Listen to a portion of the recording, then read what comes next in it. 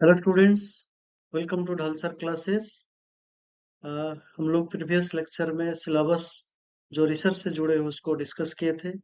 तो आज हम उसकी जो बेसिक कंसेप्ट जुड़ा हुआ है जो रिसर्च से, उसको डिस्कस करेंगे। What are the basic concept that attach to research.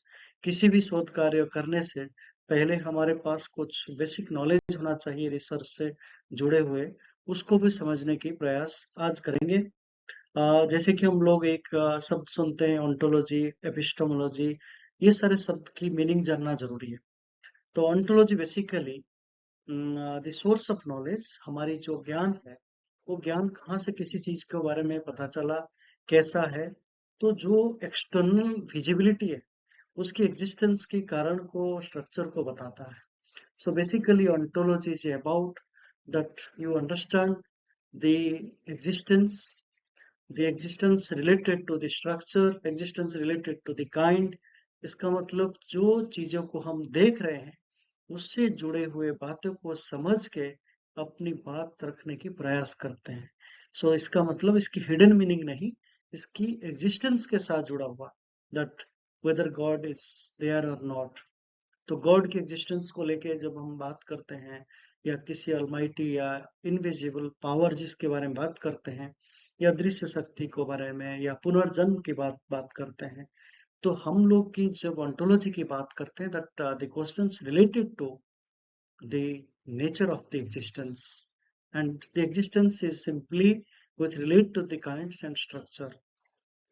तो जब हम भगवान को देखते हैं, भगवान के लिए मंदिर जाते हैं, तो उस जाने के बाद हमारी फीलिंग्स, हमारी एक्सपीरियंस उस ontology के साथ जुड़ा रहता है। So that means whether God is there or not, whether you believe in God or not, but it has a relationship with the way it has been existing since years and years। तो आप और हम व्यक्तिगत हिसाब से उसको माने या ना माने, बट उसकी एग्जिस्टेंस को लेके कई युग से, उसकी एग्जिस्टेंस को लेके हमने जो सवाल किया, उससे जुड़ा हुआ जो जवाब मिला, उसी से हम लोगों को लगता है this is the ontology that which raises the questions regarding the existence. तो उसके एग्जिस्टेंस को जानना है।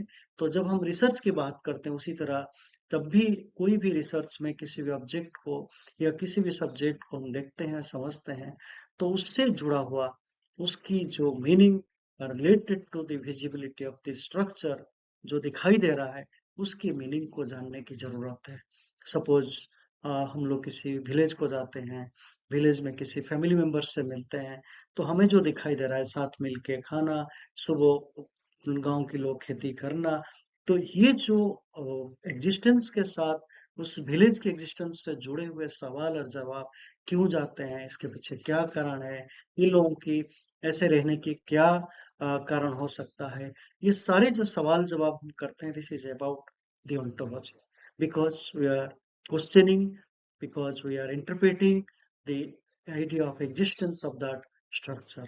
तो जिस सामाजिक संरचना की एग्जिस्टेंस को लेके उसको समझना, उसके सवाल जवाब करना, it is philosophical but still it has a relationship with the reality, the social world, which is existing, which is important for all of us। फिर उसी ontology को जब हम कहते हैं ऑब्जेक्टिविस्ट या रियलिस्ट ontology, तब एक वास्तविकता को एक ही वास्तविकता मानते हैं। उसमें मल्टीप्लिसिटी या सब्जेक्टिविटी नहीं हो सकता है। जो सत्य है वो एक ही है, जो वास्तविक है वो एक ही है।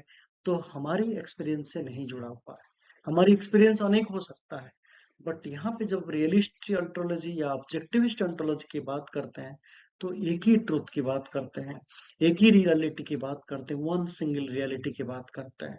So that means that reality is external to the individual. तो मैं या आप, एक व्यक्ति विशेष के माध्यम से मल्टीपल रियलिटी हो सकता है, मल्टीपल ट्रूथ क्रिएट किया जा सकता है because of your multiple experiences. But when we talk about objectivist या रियलिस्ट ontology, तो हम एक ही रियलिटी की बात करते हैं जो सत्य है, जो सभी के लिए एक ही है। So that means that how the social reality is external to the social actors। तो हम लोग एक एक्टर्स हैं, जो एजेंसी है, एक इंडिविजुअल है, तो उस रियलिटी से हम अपने आप को हटा के देखना चाहते हैं। अगर हम अपने आप को उसमें काउंट करके देखेंगे, so then there will be multiple realities. फिर एक एपिस्टेमोलॉजी की बात करते हैं जिसको हम कहते हैं थ्योरी ऑफ नॉलेज, ज्ञान के सिद्धांत. तो ये जो epistemology that has a relationship with that how the argument and the meaning and the reason is important to understand the knowledge. तो ज्ञान और समझ को हम लोग साइंस से जोड़ के, आर्गुमेंट से जोड़ के, रीजन से जोड़ के देखना चाहते हैं. So knowledge is not simply without any meaning, without any reason. अगर आप ऐसे बोल रहे हो, ऐसे सोच रहे हो, आप ऐसे आर्गुमेंट दे रहे हो, तो उससे पीछे कुछ ना कुछ एक रीजन है. सो दैट साइंटिफिक रीजन और argument is the basis of the idea of epistemology. तो एपिस्टेमोलॉजी को कैसे अगर आप डिवाइड करोगे ग्रीक वर्ड से episteme and logos, logos means study और एपिस्टेम मीन्स नॉलेज और अंडरस्टैंडिंग.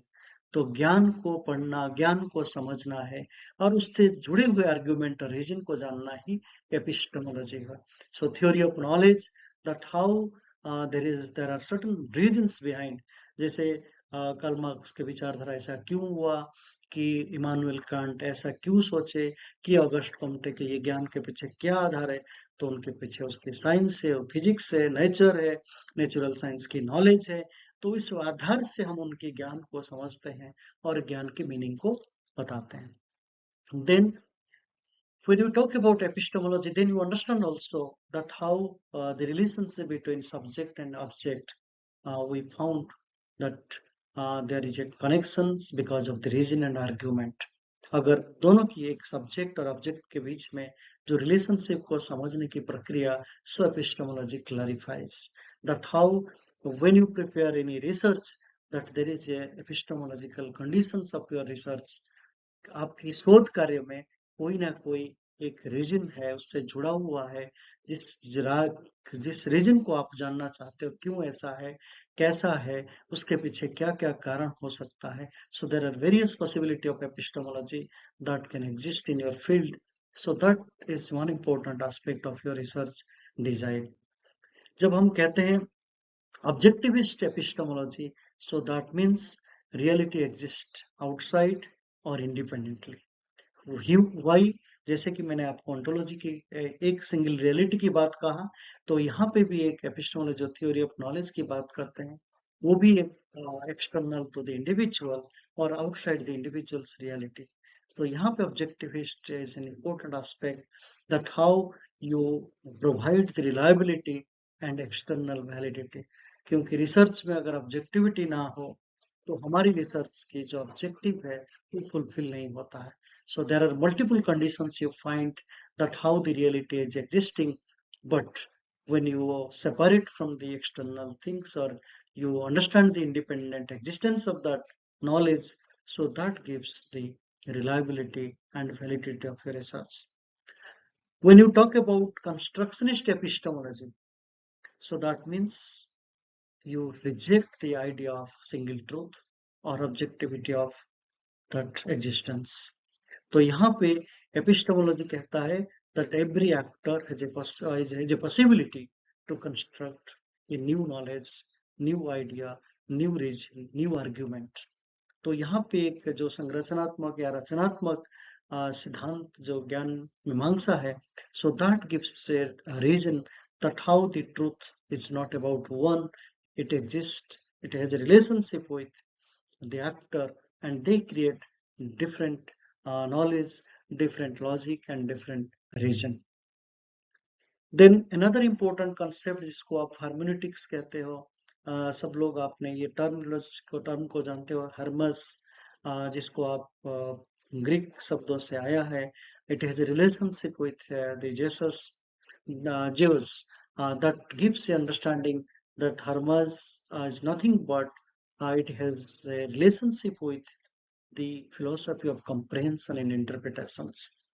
ये जो इंटरप्रेट करने की जो तरीका है, उसको आप समझने की जो प्रयास है, मतलब आपको लगेगा जो weber has highly influenced by this philosophy hermeneutics, but who is the first to give this terminology, जिसको आप कहते हो William Dilthey. This gives an important aspect of research. तो रिसर्च में जब आप सब्जेक्टिविटी की बात करते हो, इंटरप्रिटेटिव की बात करते हो एंड डिफरेंट मीनिंग की बात करते हो, so hermeneutics became an important way because the nature of interpretation is also dependent that how you interpret different interpretations. और उस जगह पे आपको लगे जो एक नेचुरल साइंस की इंटरप्रिटेशन है और एक सोशल साइंस की इंटरप्रिटेशन है, बोथ आर डिफरेंट. नेचर के साथ जुड़े हुए चीजों को इंटरप्रेट करना, it is not similar phenomena to interpret the social reality. सामाजिक वास्तविकता को इंटरप्रेट करना और एक साइंस चीजों को, जैसे आप अगर चंद्रयान 3 को लेके उसकी टेक्नोलॉजी को लेके इतनी मल्टीप्लिसिटी इंटरप्रिटेशन नहीं हो सकता है जितना उससे जुड़े हुए human understanding, human participation, human knowledge, human contribution as a resource, तो उसके साथ जुड़ा हुआ इंटरप्रिटेशन ज्यादा है. So you can relate the interpretation with the individual human being. That interpretation is different from the interpretation of the natural science. और इसी aspect में जब आप हार्मोनेटिक्स को समझते हैं, so you find there is a fast hermeneutic research, और इसका श्रेय जाती है फ्रेडरिक सेलामाकर, जिसमें आपको लगे that how the interpretation has a relationship with the situations, that how different situation is the cause of interpreting one idea. जब आप रिसर्च करोगे किसी भी सिचुएशन के हिसाब से, उसी कंटेक्स्ट में, उस टेक्स्ट के तरीके से आप उसे इंटरप्रेट करते हो. फॉर एग्जांपल, अगर आपने रिसर्च किया during covid field, that situation is different, so that appropriate situation giving a meaning to the field, so that becomes the hermeneutics, जिसको हम फास्ट हार्मोनेटिक रिसर्च कहते हैं, जो कंटेक्स्ट को और अप्रोप्रिएट सिचुएशन के माध्यम से आप अपने आप उसी कंटेक्स्ट को इंटरप्रेट करते हो या मीनिंग को इंटरप्रेट करते हो.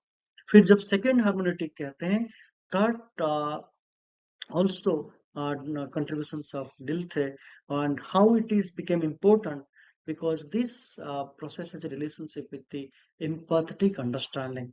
Empathetic understanding means आप स्वयं उस जगह पे रह के उस एक्सपीरियंस को गेन करके फिर आपको इंटरप्रेट करना है.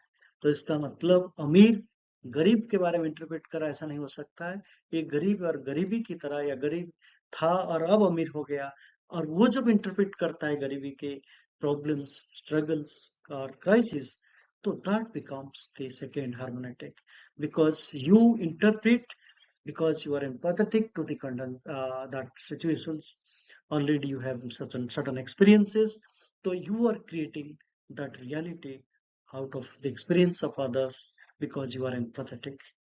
तो यहाँ पे second harmonic conditions means that how you create a real and possibility experience of others because of the empathetic understanding. So already आप गरीब थे, आज अमीर है, but you understand about the poverty or the poverty-ridden people because of your empathetic conditions.